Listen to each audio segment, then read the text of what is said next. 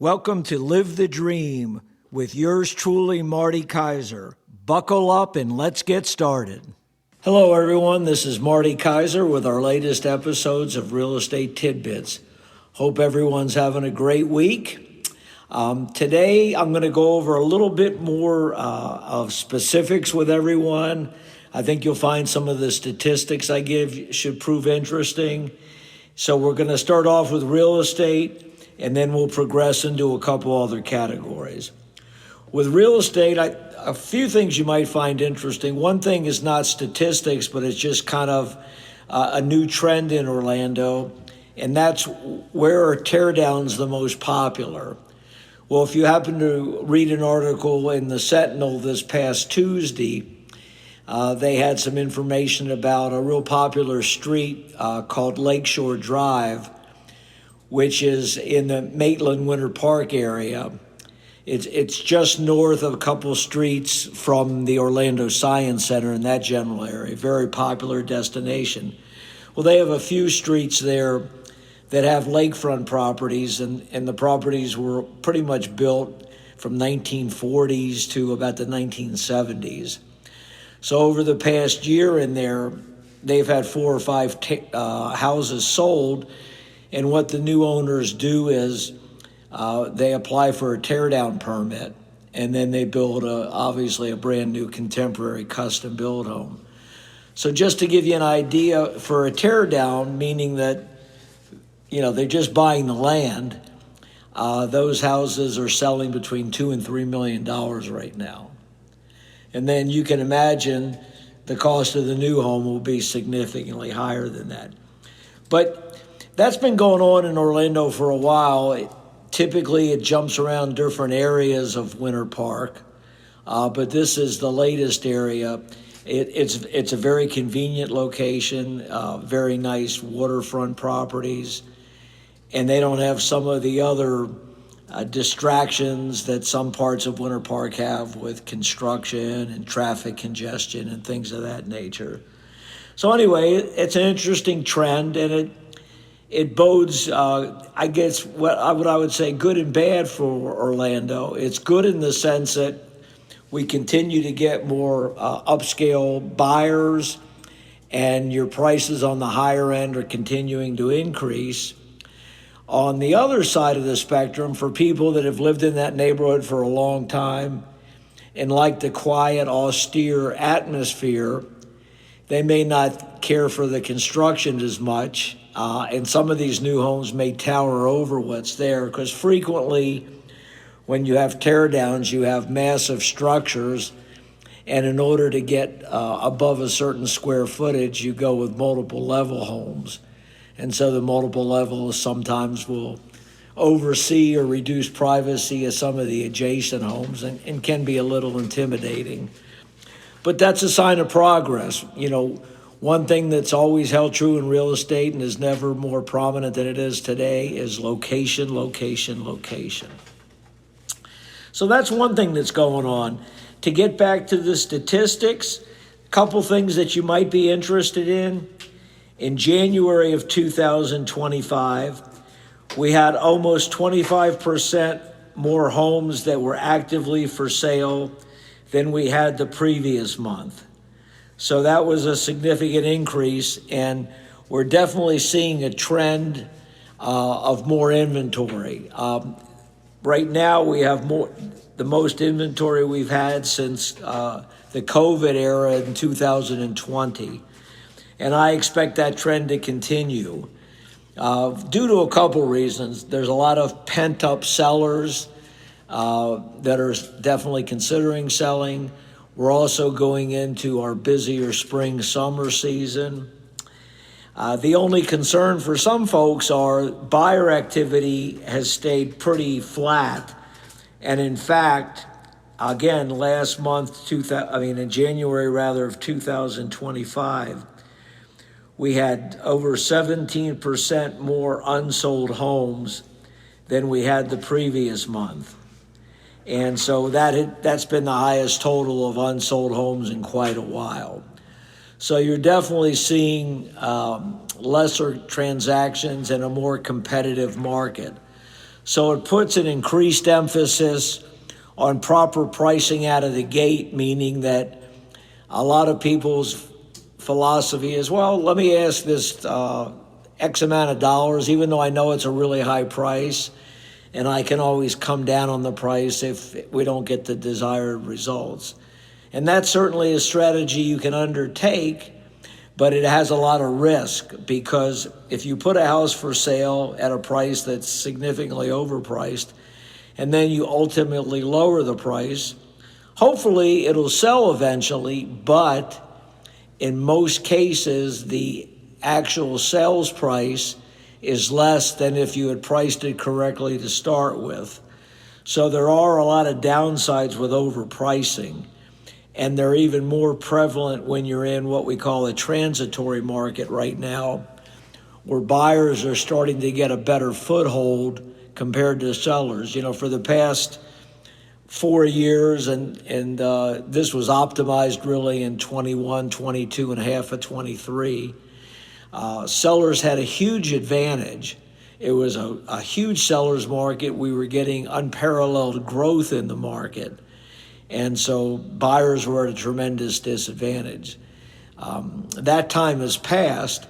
It's projected in 2025, the average price increase in Florida will be approximately 3 to 3.5%.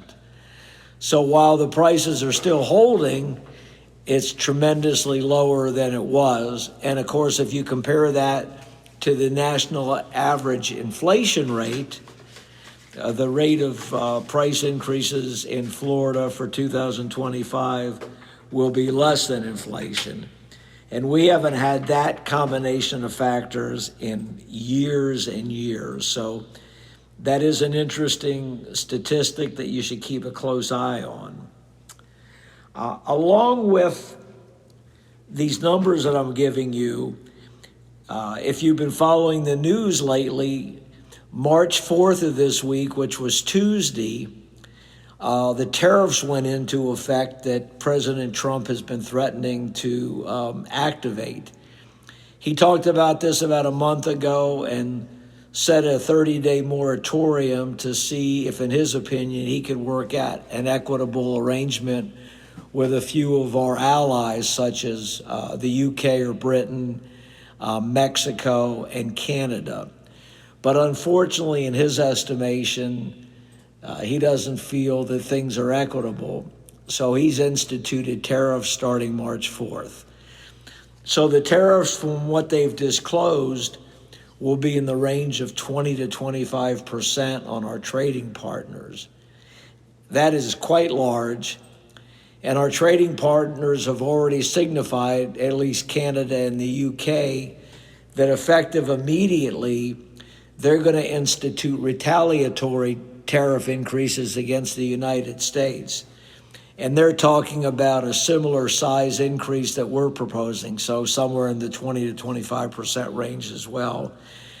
And it's going to affect some of the big industries here significantly: steel and aluminum, the automobile business, just to name a few of the big ones. It's, for lack of a better term, it's a trade war, and we're initiating it.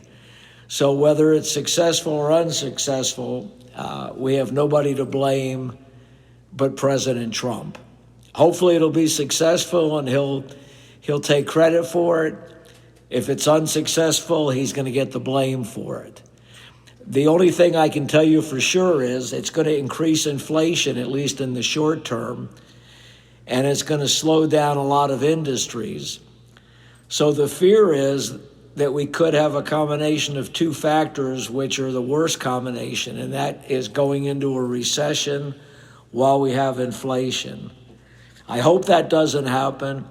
I hope his calculated gamble is paying off, but I know there's a lot of nervousness, not only in the business sector, but in the working class, because people that are wealthy can certainly afford price increases. They may not like them, but it doesn't affect their quality of life.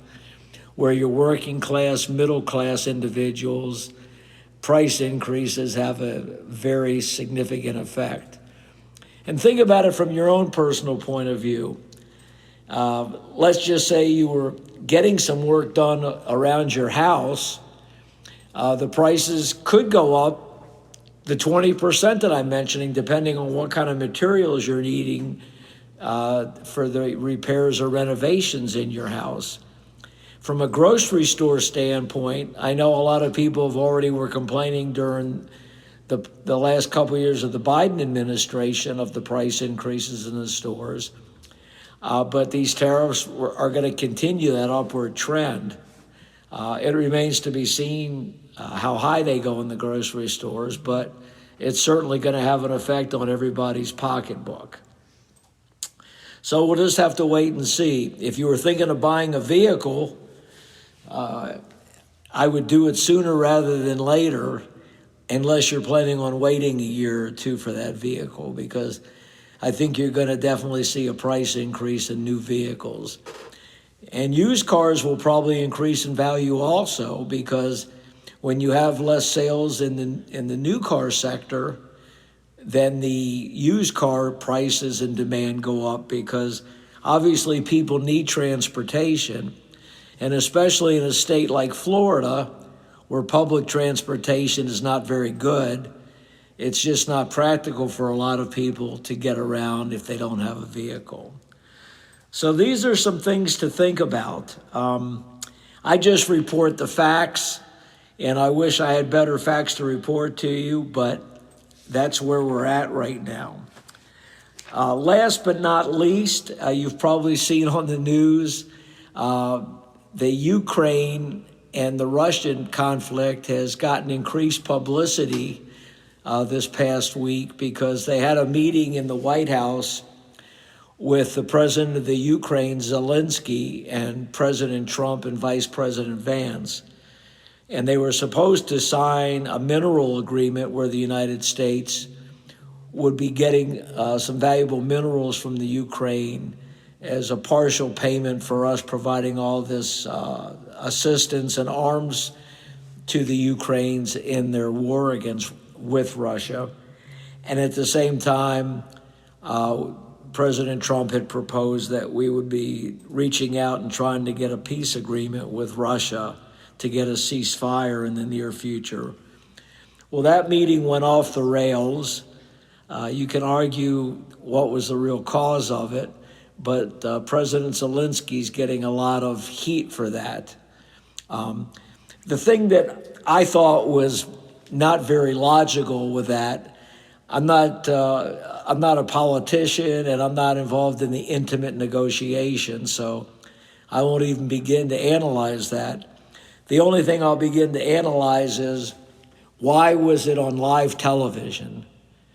When we do a real estate transaction, and I realize you can't compare it to negotiating a ceasefire in a war-torn area, we don't televise our negotiations, because people act differently when they're being televised, and it usually creates a lot of problems, especially for something as sensitive as this. And when people have egos and they want to be perceived in their best light by citizens of the countries that they lead, it just seemed very illogical and counterproductive to have a photo opportunity for something of this criticality. So I can only speculate why that took place, but I'll keep my opinions to myself on that. I pray, as most people do, that this conflict comes to an end, but I also pray that we hold firm and that Russia is not given a lot of benefits with this ceasefire. I know there's a lot of fear and chat that, for whatever reason, President Trump seems to be more favoring Russia than favoring our allies. And I hope that that's a posture and not a real position of his, because that's very concerning. Obviously, Russia does business a lot different than us. They believe in no rights for their citizens. They're in a dictatorship. They're a war aggressor. They invaded Ukraine. There's been hundreds of thousands of people that died in both areas. Ukraine is truly, if you've seen the pictures, like the nuclear weapon hit it. It's really a war-torn area. And I'd say most people in the United States are very sympathetic to the plight of the Ukraine. So that'll be something to keep an eye on. That could also have a reciprocal impact on a lot of these other topics I'm mentioning, the stock market, the real estate market, etc. I know our stock market on Monday, March 3rd, the day before the tariffs were going into effect, had a huge drop. So a lot of people are following the stock market very carefully because a lot of people have retirement funds and different things tied up in the stock market and obviously don't want to have their net worth decrease substantially. So that's all for now. We'll be back in touch with everybody next week. Everyone have a great and safe and healthy weekend. Stay informed. Take care of your families. Marty Kaiser out.